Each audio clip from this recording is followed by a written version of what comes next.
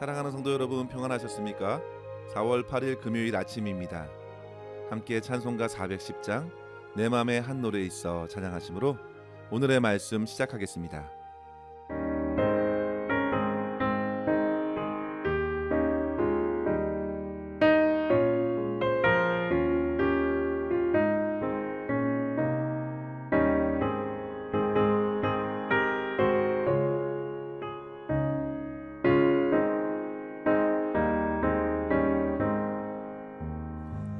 내 맘에 한 노래 있어 나 즐겁게 늘 부르네 이 노래를 부를 때에 큰 평화 임하도다 평화 평화 하나님 주신 선물 그 놀라운 주의 평화 하나님 선물일세 주 십자가 지심으로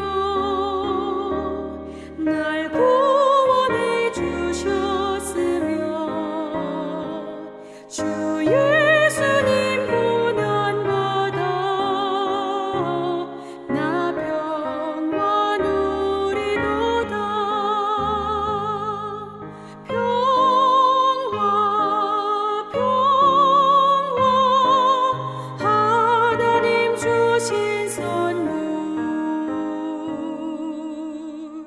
그 놀라운 주의 평화 하나님 선물일세.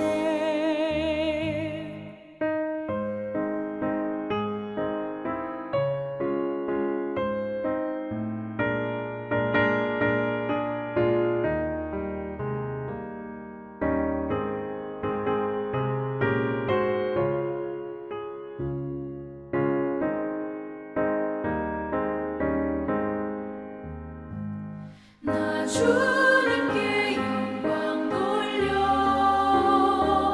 자 평화가 넘치도다 주 하나님 은혜로서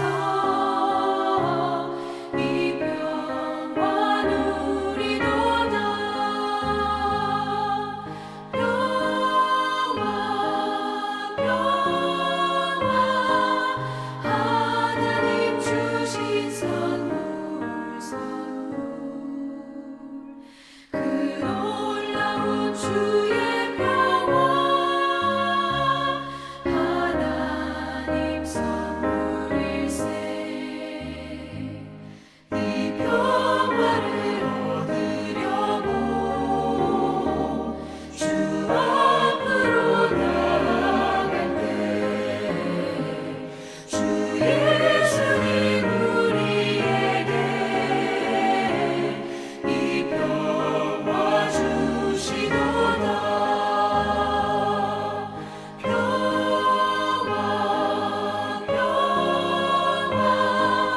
하나님 주신 선물 그 놀라운 주의 평화 하나님 선물일세.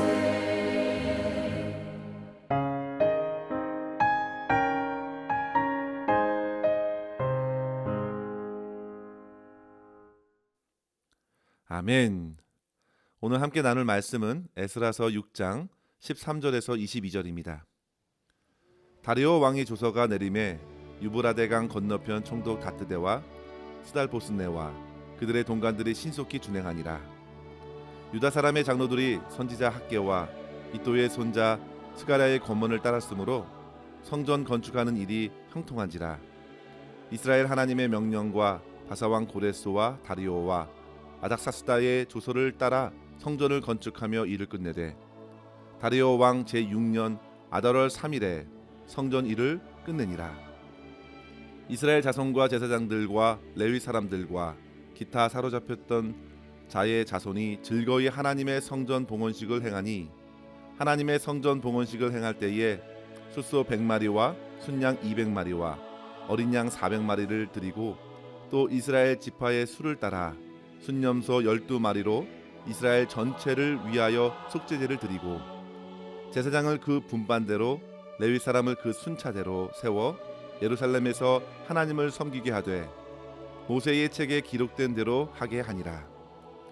사로잡혔던 자의 자손이 첫째 달 14일에 유월절을 지키되 제사장들과 레위 사람들이 일제히 몸을 정결하게 하여 다 정결하매 사로잡혔던 자들의 모든 자손과 자기 형제 제사장들과 자기를 위하여 유월절 양을 잡으니 사로잡혔다가 돌아온 이스라엘 자손과 자기 땅에 사는 이방 사람의 더러운 것으로부터 스스로를 구별한 모든 이스라엘 사람들에게 속하여 이스라엘의 하나님 여호와를 찾는 자들이 다 먹고 즐거움으로 이레 동안 무교절을 지켰으니 이는 여호와께서 그들을 즐겁게 하시고 또 아수르 왕의 마음을 그들에게로 돌려 이스라엘의 하나님이신 하나님의 성전 건축하는 손을 힘있게 하도록 하셨음이었더라.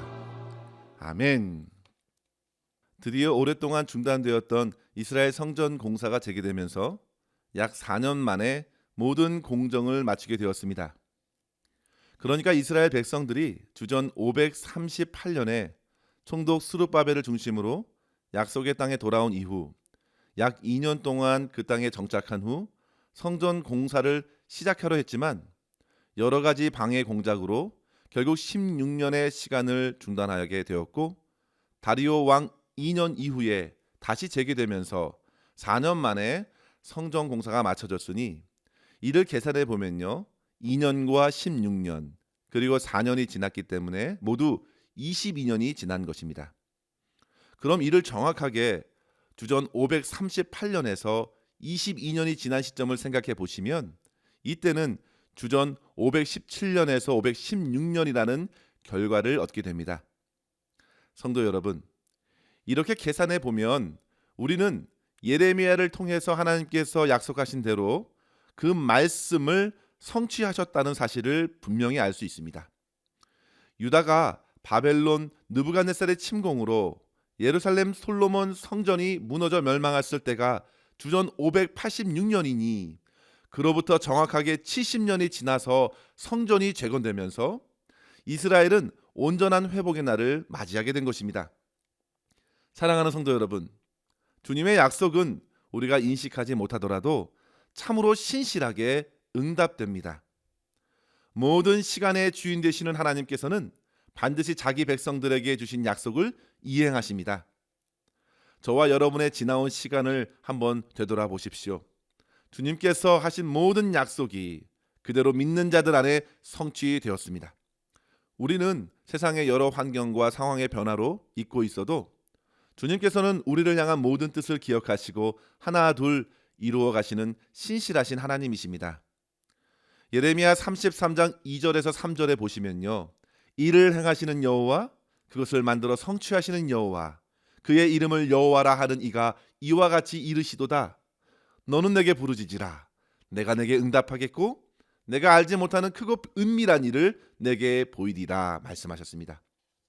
그렇게 하나님의 말씀을 받고 기도했던 예레미야의 간구는 고스란히 이 땅에서 성취된 것입니다.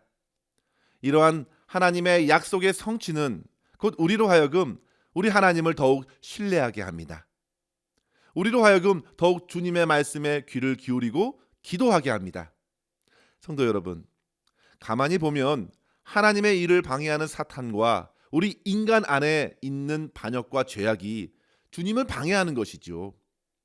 우리가 아무런 유익이 없는 일로 시간을 헛되이 보내고 이 땅의 일로 몰두할 때에 하나님의 일은 어느덧 중단됩니다. 그런데 성도 여러분, 하나님께서는 그저 그렇게 마냥 내버려 두진 않으십니다. 오늘 본문에 보시면 14절에 보시면요. 유다 사람의 장로들이 선지자 학개와 이도의 손자 스가랴의 권면을 따랐으므로 주님의 말씀을 듣는 리더들, 장로들을 통해서 일을 행하셨습니다. 주어를 분명히 보십시오. 하나님께서 행하셨습니다. 너희 안에 착한 일을 시작하신 이가 그리스도의 날 하나님의 때까지 이루시는 것을 우리는 보게 됩니다. 오늘 본문 14절 중반에 보시면요, 성전 건축의 형통이 어디에서 시작되었습니까? 가장 먼저 이스라엘 하나님의 명령으로 시작하여 바사왕 고레스, 다리오 왕, 아닥사스다의 조서를 따라 성전 건축이 끝나게 됩니다. 즉 하나님께서 하시고 세상의 권세자들을 이끌어 행하신 것이죠. 사랑하는 성도 여러분, 이러한 무너진 성전이 다시금 세워졌음을 우리는 보면서 오늘 본문 중심으로 두 가지의 교훈을 함께 나누었으면 합니다. 첫째로 성도 여러분, 우리 가운데 하나님의 성전을 세워주신 하나님께 온전한 헌신을 드려야 되겠습니다. 하나님의 성전은 하나님의 임재를 의미합니다. 하나님께서 이제 그 땅에 함께 하심으로 이제 그 땅의 백성들은 비록 세상 나라 페르시아에 속한 것 같으나 그보다 능하신 하나님의 통치를 받는 백성이라는 사실을 새롭게 해준 것입니다. 그래서 성전의 봉헌식은 하나님을 향한 그들의 마음과 헌신을 새롭게 결단하는 시간으로 채워졌습니다. 특별히 17절에 성전에서 드려지는 속죄제를 보십시오. 이제 잃어버렸던 성전의 기능이 회복되어서 진정한 속죄제를 드리게 되었습니다. 그로 말미암아 하나님과의 관계가 회복된 것입니다. 사랑하는 성도 여러분, 모든 일의 시작은 하나님과의 관계에서 시작됩니다. 하나님과의 관계가 틀어지면 나라가 부강한들 무슨 유익이 있습니까?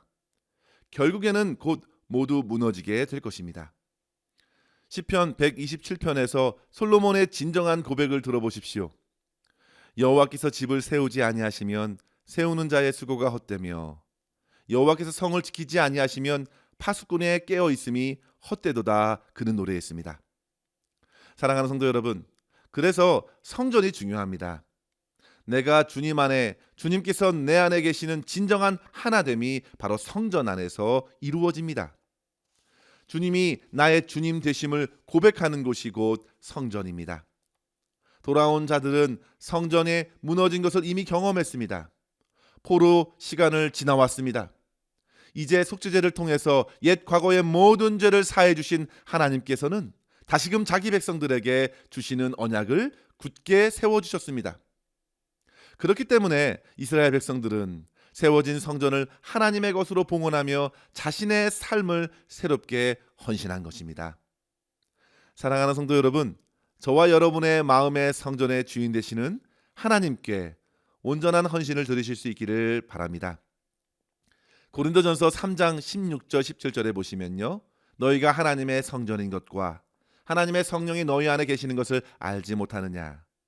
누구든지 하나님의 성전을 더럽히면 하나님이 그 사람을 멸하시리라. 하나님의 성전은 거룩하니 너희도 그러하니라. 아멘.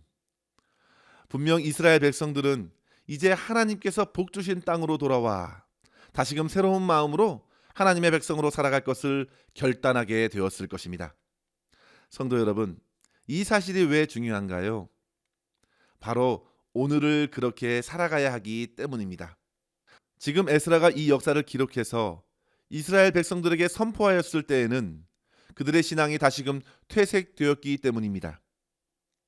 에스라는 이후에 학계 선지자도 스가랴 선지자도 지나갔고 이제 성전이 아니라 앞으로 성벽까지 제거해야 하는 사명을 갖고 있었던 학사이자 제사장이었습니다. 그런데 눈앞에 있던 백성들이 아무리 눈에 보이는 성전이 있고 이후에 성벽을 세워나간들 정작 그들의 삶에 하나님을 향한 헌신이 사그라지고 마음은 다른 데 있다면 아무런 소용이 없는 것입니다. 그리하여 이러한 역사를 상기시켜야 했습니다.